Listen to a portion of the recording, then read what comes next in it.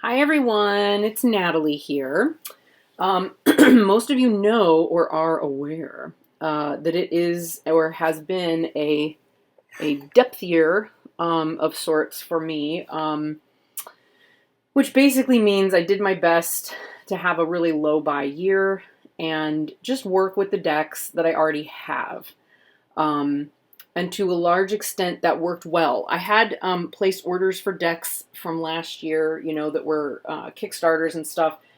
And so that did kind of not impede, but really it led to a lot of new decks coming in where it was like, oh my gosh, it's overload.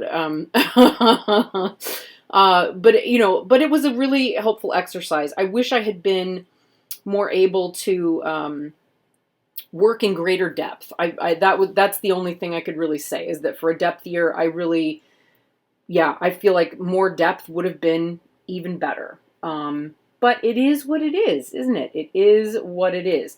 This light coming through feels a bit strong. I'm going to see if I can, whoops. So, top 5 decks that I worked with this year, and that would be the top 5 decks that were either ones that I used in my regular rotation, or the decks that I read with. I mean, it could fall under almost any category. Let's put it that way. And then I also have like all my honorable mentions, of which there are numerous. Okay, there are so many, it's hard to even know where to begin. These are in no particular order, by the way. I did not actually even put them in order. It was hard enough just to narrow it down to 5. All right. So, number 5 to begin with, because I guess we'll count down, again in no particular order, is the Spirit Keepers Tarot Vitruvian. Now, some of you are saying, but Natalie, today or this year, the Spirit Keepers Revelation Edition came out. And indeed it did. And I did, of course, get it. However, I have not really worked with that one yet, and I had realized, knowing that the third one was coming out, I really needed to just get my head around this edition, which I had not yet, and now have. I have to start by saying I absolutely love it. So here are the 3 significators, the 3 Fool significators that she works with, that Benebell works with, in my little white book, which has barely been used because I have the medium white book and I have the, what's the other one? The Book of Maps. So yeah, this deck really opened my mind and my my practice in a lot of ways, both my self-practice and my reading practice. Of course, anything you do in your self-practice is going to have a great impact on your practice with clients or querents. And this has definitely been the case. And I really, really, really enjoyed working with it. It feels completely different to me than the new Revelation edition. And I'm kind of treating them, because of that, as almost different decks at the moment, because that's really how they feel, in practice. So I will continue to work with this one because I really only got about halfway through the 22 weeks. And there's a lot of work that I never even managed to get completed. So I'm hoping to either restart that whole process or pick up where I was and, maybe spend a few weeks just catching up before trying to move forward with it. But it really was tremendous. I had to stop because, at a certain point, and put it down, just because Noah was really, his decline just kind of kept ratcheting up, the intensity of what was needed to keep up with him.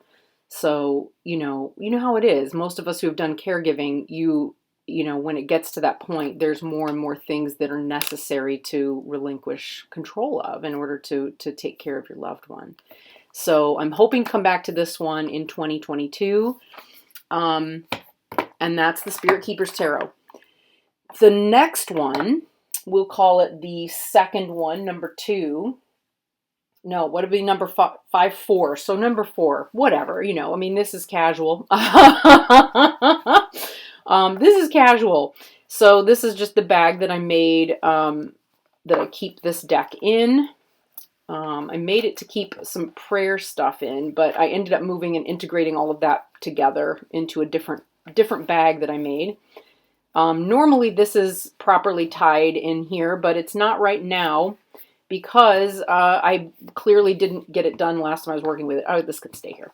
It's the Buddha Tarot by Robert in Place. So this is the out-of-print version of it that was originally printed by Llewellyn. Schiffer Red Feather is coming out with a new edition of it. And I'm really, really excited to get a hold of that one. It seems like it's on back order or it's sitting on trucks somewhere. I have no idea.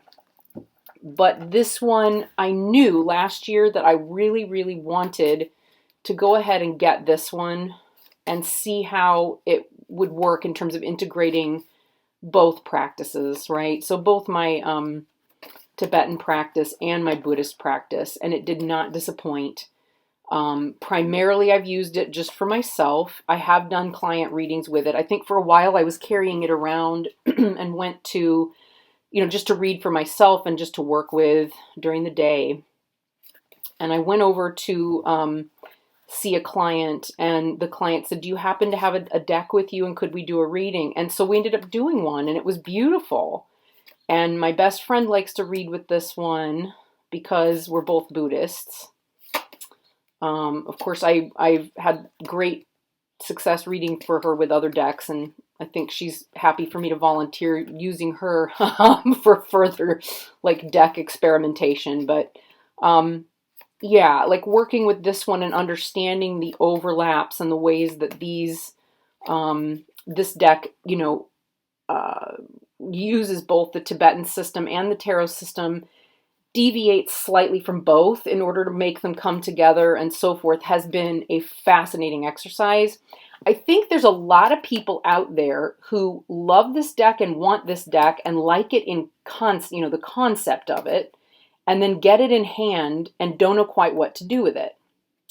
And that was something I was curious about this year in terms of, you know, how might one integrate these two systems, right? How might one integrate these two systems or explain them in a way that helps make sense of the deck and therefore increases the possibility that people will actually use it, right? So we can look forward to that, I think, in 2022. It was something I wanted to do this year, and of course we know that that didn't work out. Very few things that I intended this year worked out. It was a hanged man year. Oh my gosh, and was it ever? Yeah. So this one, it speaks to me on every possible level as a practitioner and of both systems, and I absolutely love it. So I'm excited to share, you know, my insights and anything else I have to offer, especially because it's about to not be out of print. It's about to be back in print again. And I'm really, really excited about that. So I think I won't wrap it properly at this moment. I will simply put it away. So this next one, we'll call it 3, is in this bag, which is not its permanent home. This is just simply a tarot bag that I have sitting around, which is clearly covered in lint because I have cats. So it's got hair and fluff on it, but what can you do? Everything I own has hair and fluff.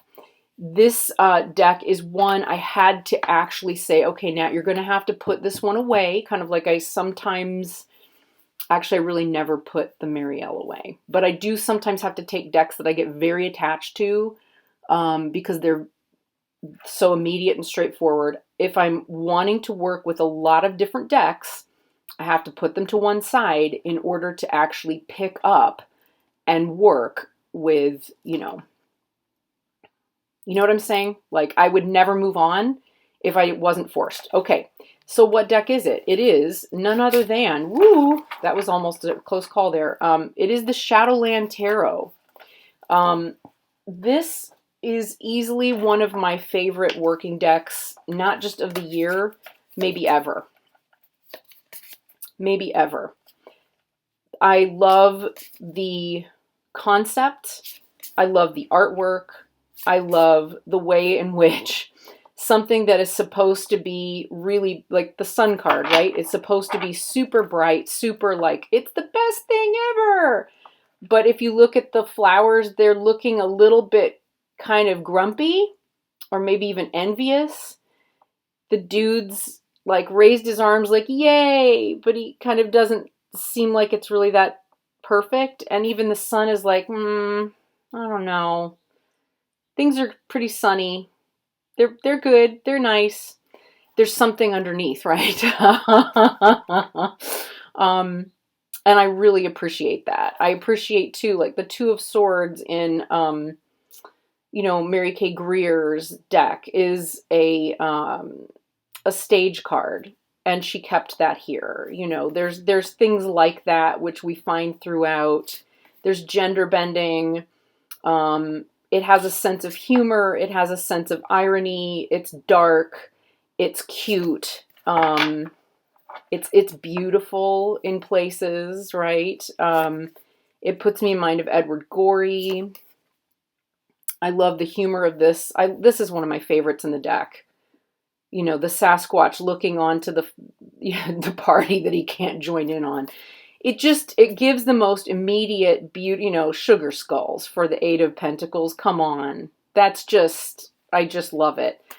All the witches and little black cats, especially now that Trinley has entered my life at the end of last year. Marty. Oh man, that's totally Marty. Even the corpulence of this cat is Marty. Trini. It's just perfect. I mean, it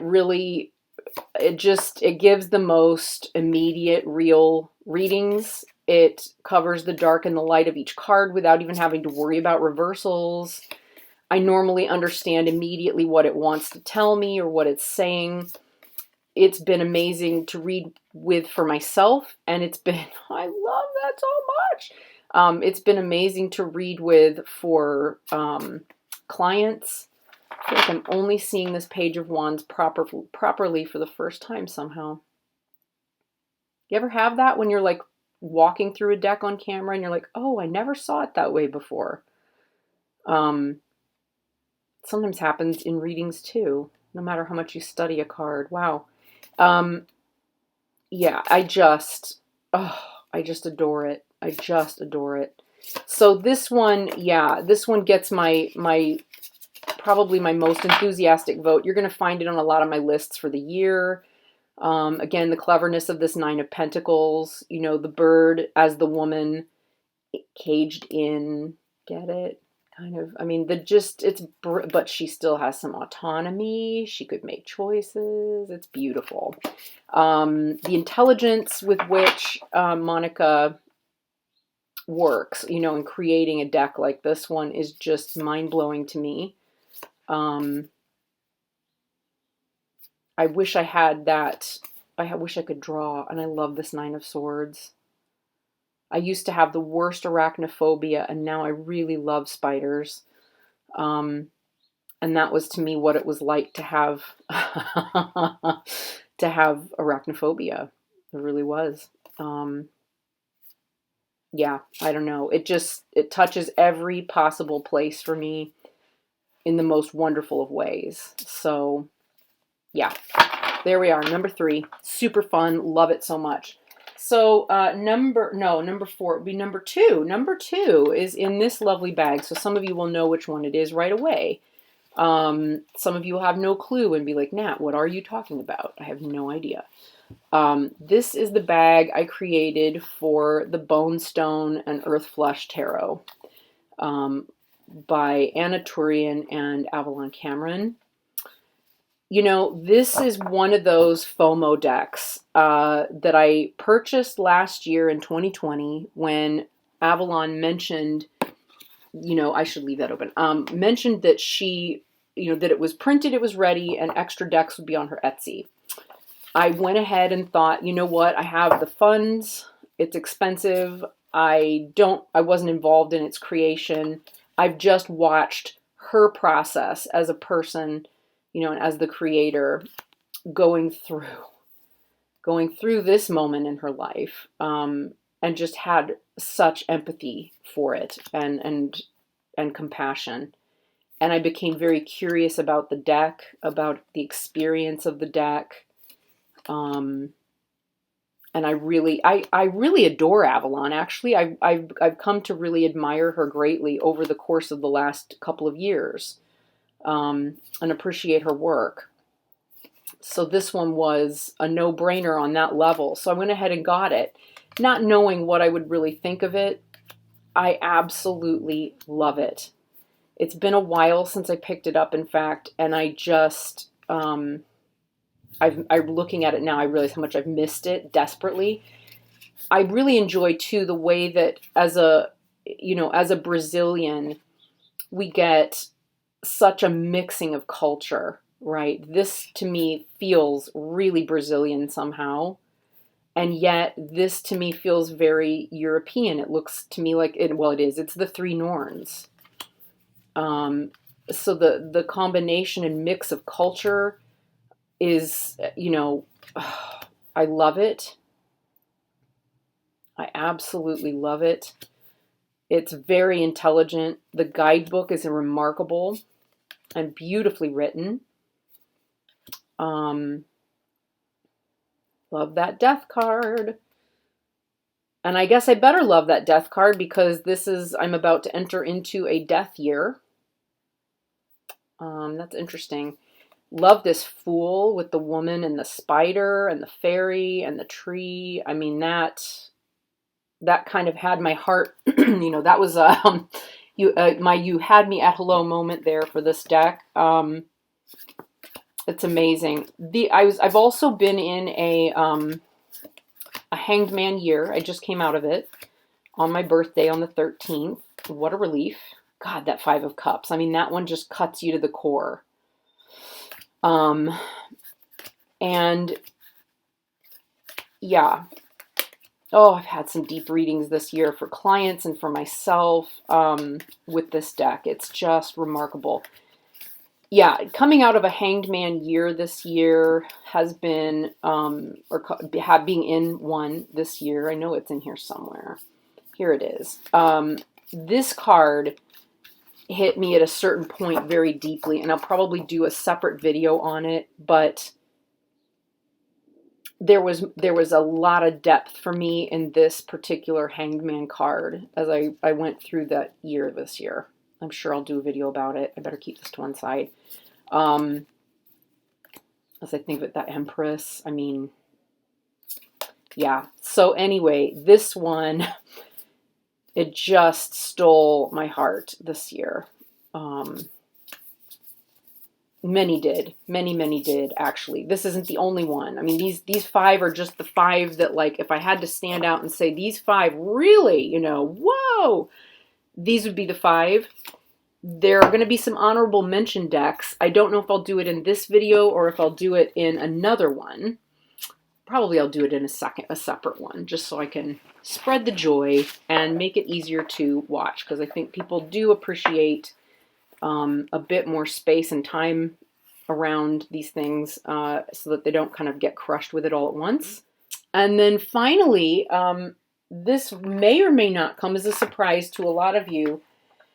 It's the Hieronymus Bosch Tarot. So this ends up being in the number one position. I wouldn't say it's number one because, again, I'm not working with, a list here in a traditional sense of like this one. They're not ranked.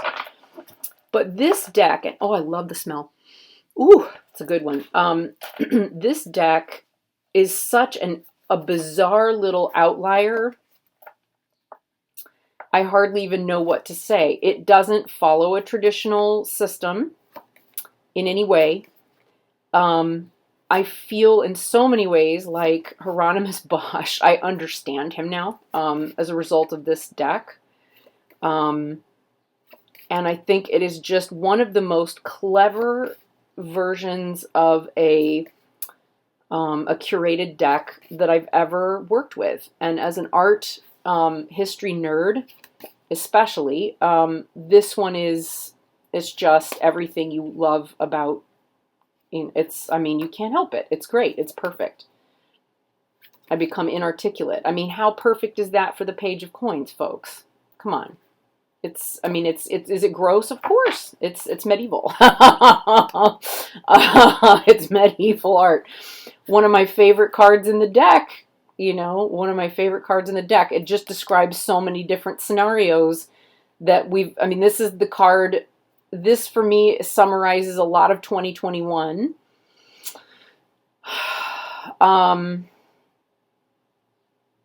Don't know what else to say, but yeah, a big bunch of, yeah, let's move on.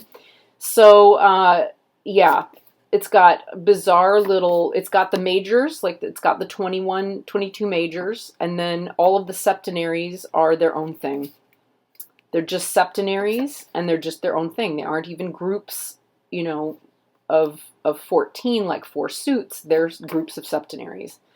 So, yeah, that part of it has been really tremendous. The readings it gives are witty, intelligent, sometimes full of irony, sometimes satire almost. It likes political readings. It kind of likes to flip things upside down and tell you something difficult in a way that's really blunt, but incredibly humorous. It can give you a very difficult reading in a way that is oddly digestible because it's so odd, I guess. It has such a unique voice. It's such a unique voice. Yeah, and it's just, I don't know. I really love it. Again, it's one that at a certain point I was like, you can't just do all of your weekly readings, Nat, in a depth year with just the one deck. Come on, like just spread out a little bit. You've got to spread out and really make use of all of your decks and so forth. But that was hard. That was really hard to do because I just kept wanting to read with it. Really, really love reading with it. Yeah. So I think probably we can expect to see a lot more of this one in the future. I don't know if Travis McHenry still has copies of it available because it's been a while since I actually checked his site. But before I release the video, I'm sure I will have put that in the box below. I think we'll end it there, my friends. So we've got Hieronymus Bosch. We've got the Bonestone, which is now wrapped back up. We have a rewrapped Shadowlands Tarot, a Robert in Place, Buddha Tarot, and of course Benebell Wen's Spirit Keepers Tarot, Vitruvian edition. And those are my top 5 of the year. Okay, honorable mentions soon to come, as well as many other hashtags and so forth that I've really been wanting to do. All right, friends, take care. Bye.